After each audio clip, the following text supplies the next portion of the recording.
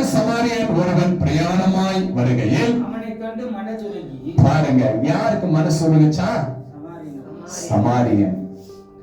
அந்த சமாரியனுக்கு மனதுருகி கிட்ட போறாருங்களாம். என்ன பண்றாருங்க? ஒரு மனுஷனுக்கு போய் காயத்தை தொடங்கணும்னா ஒரு டாக்டர் கிட்ட இருக்கணும். பேஷண்ட் அங்க வச்சுட்டு இங்க சுத்தம் பண்ண முடியுமா? முடியாது. ஆனா இந்த சமாரியர் போறாருங்க, கிட்ட வந்து அவனுடைய காயங்களை எண்ணெயும் திராட்சரசமும் வார்த்து காயங்களை கட்டி அவனை தன் சுய வாகனத்தின் மேல் ஏற்றி சத்திரத்துக்கு கொண்டு போய் அவனை பராமரித்தான். ஹல்லேலூயா. பாருங்க, இது யாரை குறிக்குது என்றால் கிறிஸ்து, இயேசு கிறிஸ்துவை குறிக்கிறது. இயேசு கிறிஸ்து இந்த உலகத்துக்கு வந்த நோக்கம் யாருக்காக? பாவிகளுக்காகவும், என்ன பண்ணாருங்க? திருடர்களுக்காகவும், ஆண்டவரை விட்டு இருக்கிற எல்லா பாவத்தில் இருக்கிற மனுஷருக்காக தான் கிறிஸ்து இயேசு இந்த உலகத்துக்கு வந்தார் என்பதை அந்த இடத்துல நிரூபிக்கிறாருங்க. அந்த சமாரியன் கிட்ட வந்து எல்லாம் பண்ணி அந்த இடத்துல பாருங்க, எண்ணெய வாச்சு. என்ன தெரியுங்களா? அந்த இடத்துல இது ஆண்டவர் அங்க ஒரு உண்மையா சொல்றாருங்க. இது எப்படி குறிக்கிறதுனா ராஜ்யத்தை குறிக்கிறதுங்க. இந்த எண்ணெய் என்பது அந்த இடத்துல ஒரு பாவியா இருக்கிற மனுஷனை கழுவி அபிஷேகம் படுத்துற, பரிசுத்தப்படுத்துற. எண்ணெயினால் அபிஷேகம் பண்ணி உன் பாத்திரம் நிரம்புது என்ற சங்கீதம் 23 நம்ம வாசிக்கிறோம் இல்லைங்களா? அப்போ அந்த எண்ணெயை வாற்றாருனாக்கா அபிஷேகம் கொடுக்கிறார், அபிஷேகம் கொடுக்கிறார். அந்த அபிஷேகத்தை கொடுத்த பரிசுத்த ஆவியானவரே அந்த இடத்துல படிங்க. ஆமென். அதுக்கு மேல படிங்க. காயங்களை திராட்சரசம் எண்ணெயும் திராட்சரசம் எதுனாக்கா அவருடைய வார்த்தை. அந்த திராட்சை ரசம் அவருடைய வார்த்தையை கொடுத்து அவர் அபிஷேகம் பண்ணி அவர் மேல சுமக்கிறவராக இருக்கிறார். ஹல்லேலூயா, ஹல்லேலூயா. எனக்கு ஏசாயா 53:3 வசனத்தை வாசிக்கலாம். Thank you Father. அந்த வசனத்தை அப்படியே வெச்சுக்கங்க. ஏசாயா 53:3 வசனத்தை வாசிக்கலாம்.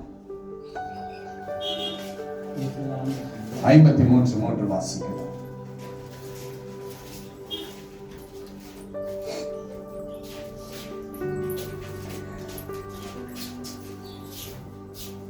அவர் அசட்டை இல்ல 4ஆம் வசனம் படிங்க. மெய்யாகவே அவர் தம்முடைய பாடுகளை ஏற்றுக்கொண்டு தம்முடைய துக்கங்களை யார் சுமந்ததுங்க? அந்த சமாரியன் யாருங்க? அது இயேசு கிறிஸ்து. அந்த காயப்பட்டு கல்லர்களால் அடைக்கப்பட்டு பிசாசினால் அடைக்கப்பட்ட பாவிகளாய் இருந்த நம்மை ஆண்டவர் அவருடைய தழும்புகளால் சுமந்தார்களாம். எப்படி சுமந்தார்களா? அவருடைய தழும்புகளால் எப்படி சுமந்தாருங்க? அவருடைய சரீரத்துல அவனை தூக்கி அவருடைய வாகனத்துல சுமந்தாரு இல்லையா? அந்த சுமை எது தெரியுங்களா? அவருடைய சரீரத்துல நம்மளுடைய பாவங்களை துக்கங்களை சுமந்து கல்வாரி சிலுவையில சுமந்தாருங்க ஆண்டவர். ஹல்லேலூயா. அதுதான் அந்த ரகசியம், அதுதான் அந்த ரகசியம். அந்த ரகசியத்தை கர்த்தர் உங்களிடத்துல வெளிப்படுத்துகிறார்.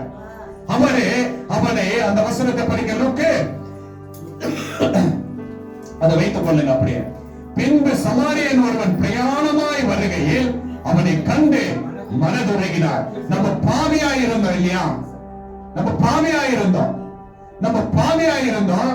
அந்த பாவத்தை சுமப்பதற்காக மனதுருகி எட்டாவது தூரத்துல பரிசுத்தத்துல இருந்த ஆண்டவராகிய இரட்சகர் நமக்காக பூலோகத்திற்கு வந்தார், மண் குலத்திற்கு வந்தார். இந்த மண் குலத்திற்கு வந்து பாருங்க, கிட்ட வந்து அவருடைய காயங்களை எண்ணெயினால் திராட்சை ரசம் வார்த்து காயங்களை கட்டினார். அல்லேலூயா. அவருடைய வார்த்தையை சொல்லி அபிஷேகம் பண்ணி ஆண்டவர் காயங்களை கட்டினார். அவர் அவருடைய பாருங்க அவனை தன் சுய வாகனத்தின் மேல் சுக வாகனத்தினால் தன்னுடைய வாகனத்துல அதுதான் இந்த வார்த்தை சொல்லப்பட்டிருக்கு. மெய்யாகவே அவர் தம்முடைய காயங்களை, நம்முடைய பாடுகளை ஏற்றுக்கொண்டு நம்முடைய துக்கங்களை சுமந்தார். பாத்தீங்களா? நாமோ அவரே தேவனால் அடிபட்டு வாதிக்கப்பட்டு சிறுமைப்பட்டவர்கள் என்று எண்ணினோம். அல்லேலூயா. அப்ப பாருங்க, மெய்யாகவே நம்முடைய காயங்களை அவர்தான் சுமந்தார். அந்த இடத்துல ஒரு ரகசியத்தை கொடுக்கிறார் இயேசு. அந்த இடத்துல அங்க இருக்கிற ஜனங்களுக்கு புரிய வைக்கிறார். ஒரு ஆதாமை நானே சுதந்திரமாய் படைச்சேன், நித்திய ஜீவனா இருந்தது, அவனுக்கு மரணம் இல்லாத இருந்துச்சு, ஒரு சந்தோஷமான ஒரு வாழ்க்கையில இருந்தான். ஆனா அவன் செய்த தேவனுக்கு விரோதமான பாவத்தை நிமித்தமாதான் அவனை அந்த நித்திய ஜீவனிலிருந்து தள்ளப்பட்டது. நித்திய ஜீவனிலிருந்து தள்ளப்பட்டது. அந்த நித்திய ஜீவனிலிருந்து தள்ளப்பட்ட மனுஷன் தான் அந்த சமாரியனுக்கு ஆண்டவர் என்ன பண்றாருங்க, அந்த கல்லறால் அடைக்கப்பட்ட அந்த மனுஷனை ஒப்புவிக்கிறாரு. உன்னை நித்திய ஜீவன்ல நானே ஏதோ தோட்டத்துல ஆசீர்வாதமா இருக்க நான் வச்சேனே, நீ என்னை விட்டு போனதுனால பிசாசி உனக்கு மரணத்தை கொடுத்தான், பிசாசி பாவத்துல கொண்டு போனான், பிசாசி உன்னை என்னை பிரித்தான். அதே தான் அந்த எருசலேம் சமாதானம், ஆதாம் சமாதானமா நித்திய ஒரு தோட்டத்துல தேவனிடத்துல இருந்த அந்த சமாதானத்தை விட்டு போயிட்டான். என்ன பண்ணாங்க? போயிட்டான். அந்த எருசலேமை விட்டு எரிகோவுக்கு வரும் பொழுது கல்லர்கள் பிசாசியானவன் அவனை பிடித்துக் கொண்டது. அது எதை குறிக்குது என்றால் பாவத்தை குறிக்கிறது. பிசாசு உங்களை பாவத்துல கொண்டு போறதே இயேசு மீட்க வந்தவர் ஒரு தேவனாயிருக்கிறார். கீழ்வசனம் வாசிக்கலாங்க. மறுநாளிலே நான் புறப்படுகையில் 2 பணத்தை எடுத்து சத்திரத்தான் கையில் கொடுத்து, இவனை நீ விசாரித்துக் கொள், அதிகமாய் ஏதாகிலும் செலவழிந்தால் நான் திரும்பி வரும் பொழுது அதை நான் உனக்கு தருவேன் என்றார். அல்லேலூயா. அந்த மனுஷனுக்கு உடை இல்லாம இருந்துச்சுங்க, இனா இல்லாம இருந்துச்சுங்க, உடை இல்லாம இருந்துச்சு. அந்த மனுஷனுக்கு அடிச்சு தன்னுடைய வஸ்திரத்தை எல்லாம் கழுத்திட்டாங்க. அதுதான் ஆதியாகமம் 3:7 சொல்லப்பட்டிருக்கிறது. அவங்களுக்கு இனா இல்லைங்களா? அந்த பாவம் செய்த பிறகுதான் என் சரீரத்துல இனா இல்ல, வஸ்திரம் இல்லன்னு அப்பதான் அவங்களுக்கு தெரியுது.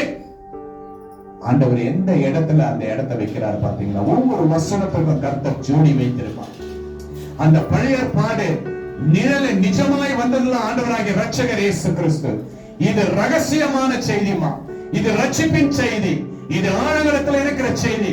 இந்த செய்தி எல்லாம் எல்லா இடத்துலயும் என்ன செய்ய முடியாது, நம்ம கேட்க முடியாது. காலங்கள் வரும், ஆண்டவர் உங்களுக்கு இலவசமா கொடுத்திருக்கிறார், இலவசமா கொடுத்திருக்கிறார்.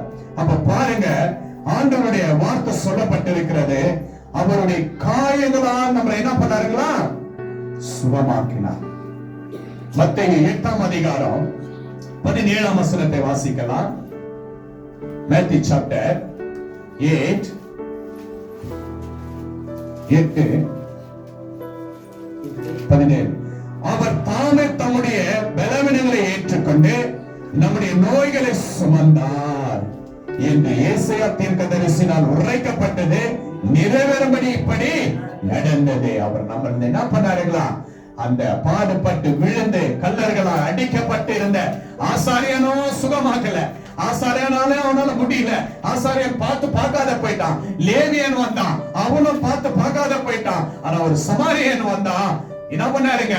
அவனை தூக்கி அவருடைய காயங்களை கட்டி அவனுக்கு திராட்சரசத்தை கொடுத்து, திராட்சரசம் அவருடைய வார்த்தையை அந்த தேவ பிள்ளைகளுக்கு கொடுத்து எண்ணெயினால் அபிஷேகம் பண்ணி நீ பாவத்திலிருந்து உன்னை நான் மீட்டுக் கொள்ளணும்னு சொல்லிட்டு அந்த ஒரு ஆசீர்வாதத்தை அந்த இடத்துல நமக்கு சொல்றாரு. ஆவியா இருந்த மனுஷனை தேடி என்னுடைய என்ன பண்றாருங்க? தோள் மேல சுமந்து தீர்க்கிற தேவ ஆட்டுக்குட்டியா இயேசு காணப்பட்டார். சிலுவையில காணப்பட்டார். அவர் சிலுவையில காணப்பட்டார்.